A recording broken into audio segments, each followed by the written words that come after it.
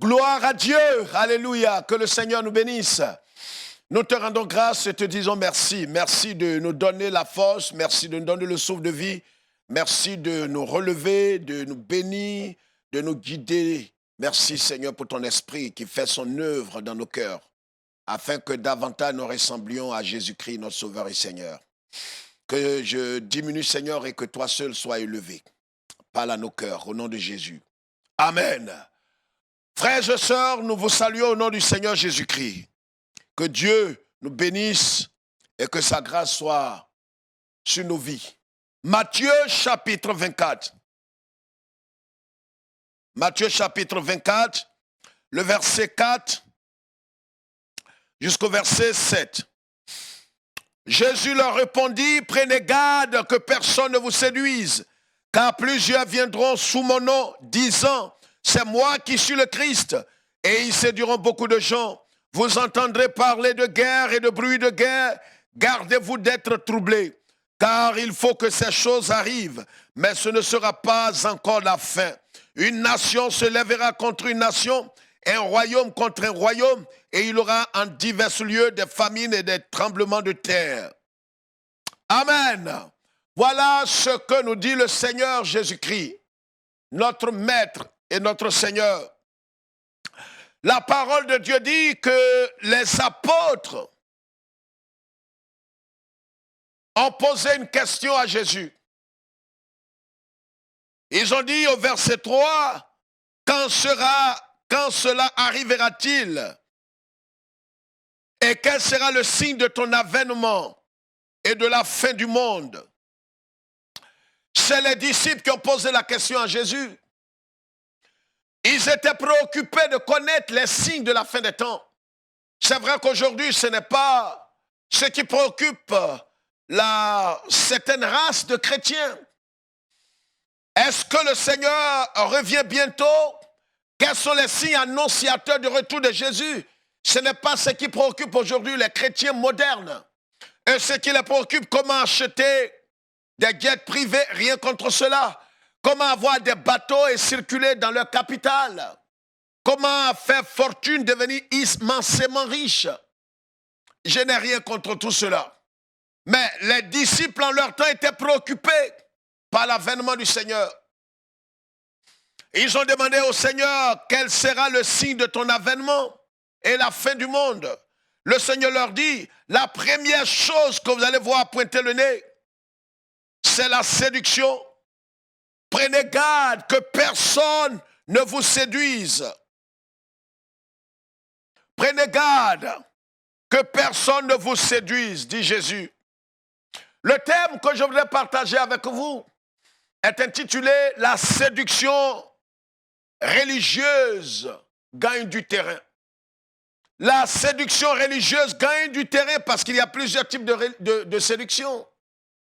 Le diable a plusieurs facettes, mais l'une des facettes de la séduction, ou l'une des facettes de la séduction est la séduction religieuse. Le Seigneur un peu plus loin dira que des hommes viendront à mon nom. Ils feront beaucoup de miracles, ils séduiront beaucoup de gens. C'est le Seigneur lui-même qui le dit. Bien-aimés frères et sœurs, c'est encore un cri de cœur. C'est encore un cri de cœur encore aujourd'hui. Nous sommes à la fin des temps et quand vous regardez autour de vous, nous voyons que des signes s'accomplissent de jour en jour. Les signes annonciateurs du retour de Jésus, c'est vrai, avant le retour, ce sera l'enlèvement de l'Église. Mais des signes qui montrent que le Fils de l'homme est à la porte. Et le Seigneur dit, prenez garde que personne ne vous séduise, personne ne vous façonne, personne ne vous impacte, personne ne vous distrait, personne ne mette votre âme dans un piège. Parce qu'ils viendront avec le manteau évangélique. Ils viendront avec des signes et des miracles. Ils viendront avec des paroles de connaissance. Ils viendront avec des miracles extraordinaires. Ils viendront avec la guérison des malades. Ils viendront avec une parole mielleuse. Prenons garde, la séduction religieuse gagne du terrain. Plusieurs sont rentrés dans la danse. Ils viendront à vous en peau d'agneau. Ils viendront à vous en vous faisant certainement du bien dans certains milieux. Mais allez plus loin, discerner quel est l'esprit qui anime ces hommes. Discerner quel est l'esprit qui anime ces hommes. Est-ce qu'ils sont réellement de Christ? Est-ce qu'ils ont le caractère de Christ? Est-ce qu'ils ont la pensée de Christ? Est-ce que c'est Christ qui est élevé? Ou bien c'est leur personne, leur ministère, leur modeste personne ou leur église? Quand Christ est élevé, Christ sera au centre. Mais regardez autour de vous. Aujourd'hui, c'est l'homme qui est au centre du ministère. C'est l'homme qui doit être levé. C'est l'homme qui doit voyager. C'est l'homme qui doit régner. C'est l'homme qui doit posséder. C'est l'homme qui donne des ordres. Christ n'est plus au centre de la plupart de ces messages dits évangéliques ou ces messages protestants ou ces ministères. C'est pourquoi nous lançons ce cri de cœur. La séduction religieuse. Ils viendront en peau d'agneau. Ils viendront comme des séducteurs véritables. Mais ils viendront comme des agneaux, des serviteurs. Mais allez au-delà de la forme extérieure. Cherchez à connaître quel est le message qu'ils véhiculent. Au-delà du message, cherchez à connaître quelle est la vie qu'ils mènent. Est-ce qu'ils ont l'esprit de Christ? Malheureusement, beaucoup de chrétiens mal affermis se sont mis dans des pièges, se sont tourmentés aujourd'hui par ces esprits. Ils ont accepté d'être sous la coupole de ces vendeurs d'illusions, ces messagers de l'enfer, ces illuminés, cette nouvelle race de prédicateurs. Ils ont accepté de se mettre. Certains les considèrent comme leurs mentors, c'est-à-dire qu'ils les tirent par le bout de leur nez. C'est eux qui les conduisent. Certains même apparaissent à d'autres personnes, à leurs oies et à leurs brebis dans des rêves. Ils les conduisent encore dans les rêves. C'est de l'idolâtrie, faisons très attention. Frères et sœurs, la séduction religieuse est en train de gagner du terrain. Des gens jurent par leur prophète, ils jurent par leur daddy, ils jurent par leur maître. Esclaves des hommes. Christ n'a plus de place dans ces milieux. C'est pourquoi nous lançons ce cri de cœur. Prenons garde que personne ne mette sa main sur notre âme, que personne ne vous séduit, dit le Seigneur. Et le Seigneur va plus loin pour dire, malheureusement, plusieurs seront séduits. Ils séduiront, ils entraîneront dans leur ruine avec eux beaucoup de personnes. C'est le Seigneur qui le dit. Aujourd'hui, vous voyez tout ce qui se passe. La séduction gagne du terrain. Ils ont des paroles mielleuses. Ils ont des paroles d'encouragement, des paroles du New Age, des paroles positives, la foi positive, la foi triomphante. Faisons très attention. L'apôtre Paul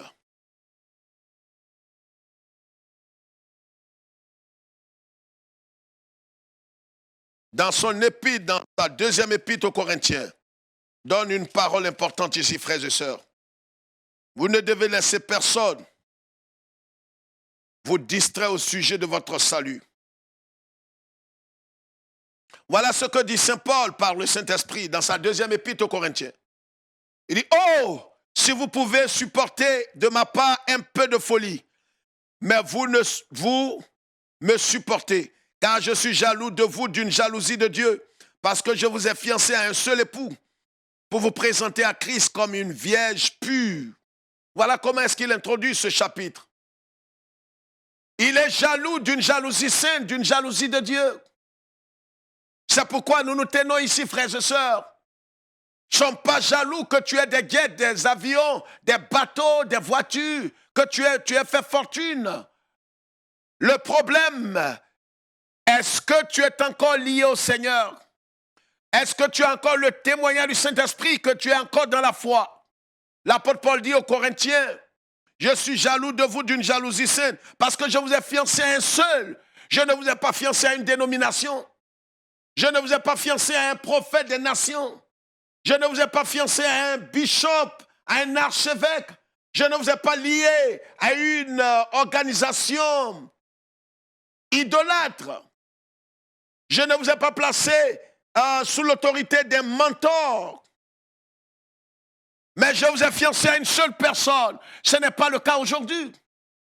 Nous nous sommes fiancés, nous sommes liés à des mentors. On est liés à des patriarches, à des matriarches. Et ces abominations-là sont cautionnées dans beaucoup de nations. Ou même des fédérations existent, où il y a des fédérations des évangéliques et des protestants. Mais ils ont la bouche cousue, parce que certains, dans certaines nations, mangent avec ces fossoyeurs de l'Église, malheureusement. C'est triste de le dire, mais c'est la pure vérité. Des gens qui, par le passé, étaient des exemples et des modèles en Afrique, parmi les évangéliques, sont déchus, sont devenus des fossoyeurs eux-mêmes, des ennemis de la vérité. Ils sont devenus aujourd'hui des idolâtres. Un peu comme le vieux prophète et le jeune. C'est triste. Et dans ces milieux, dans ces nations-là, leurs paroles continuent de faire effet et faire autorité. Or, ce qui doit faire autorité dans les milieux évangéliques, c'est la parole de Dieu. Les gens vont jusqu'à dire, parce qu'ils sont déchus, laissons la Bible de côté. On doit se focaliser, lui, sur son expérience. Mais ton expérience n'est pas la parole de Dieu, n'est pas la bonne nouvelle. Ton expérience n'est pas irréversible, n'est pas inattaquable. Ce qui est irrévocable est la parole de Dieu. Ce qui est irréversible et qui ne changera jamais, c'est la parole de Christ. On ne peut pas fonder sa vie. C'est pourquoi la séduction gagne du terrain. On lave des hommes, on lave des femmes. On se couche sur des hommes pour faire des prophéties. On se couche sur la femme d'autrui pour faire des prophéties. Ces bassesses continuent dans des milieux évangéliques, en Afrique et partout. Allez laver des hommes avec de l'huile. Leur faire boire au moins des centilitres d'huile. Pour ne pas dire, je vois souvent 1 litre d'huile. Sous prétexte que c'est de l'huile sainte et bénie. Voyez comment nous sommes en train de tomber dans des bassesses. La séduction religieuse gagne du terrain, frères et sœurs. Ce n'est pas une révélation, c'est sûr de tous. Que chacun prenne garde à lui-même. L'apôtre Paul dit, je vous ai fiancé à un seul. Je vous ai fiancé à une seule personne, Jésus-Christ. Est-ce que nous sommes toujours fiancés à Christ? Ou bien nous sommes fiancés maintenant à notre dénomination, à notre église, à notre prophète, à notre patriarche, à notre matriarche? On ne sait pas d'où il tire ces noms ignobles, ces noms abominables, ces noms d'escroquerie.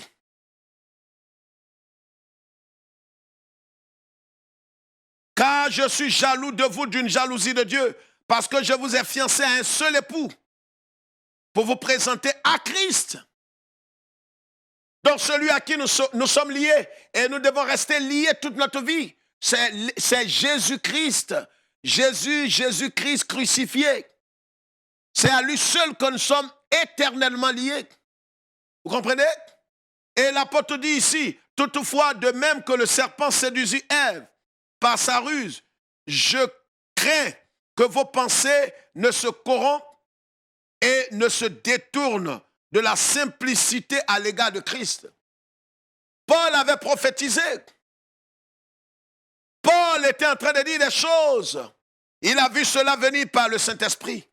Il a dit aux Corinthiens dans cette 2e épître, j'ai peur, je crains que vous laissiez séduire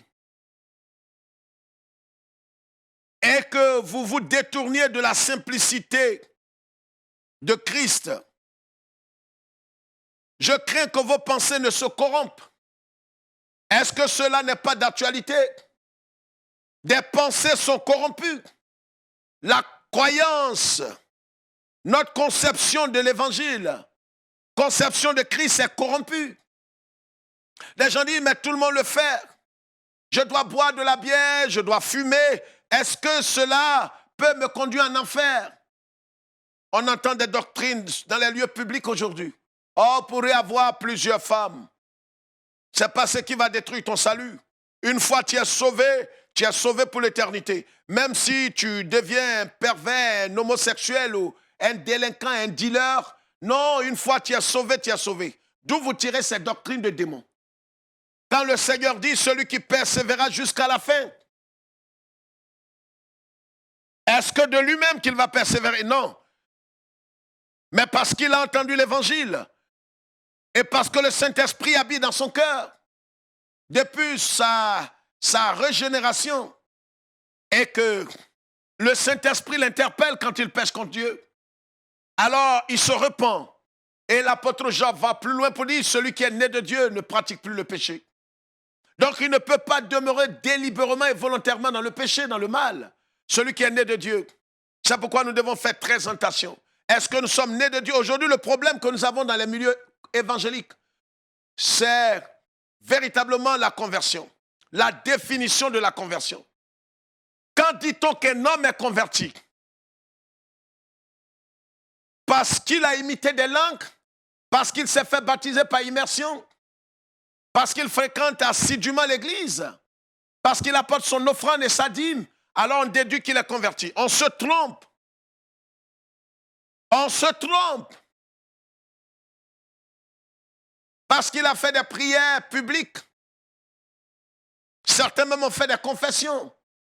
Mais dans la Bible, on connaît un certain Simon qui ne s'était vraiment pas converti, mais qui a été baptisé.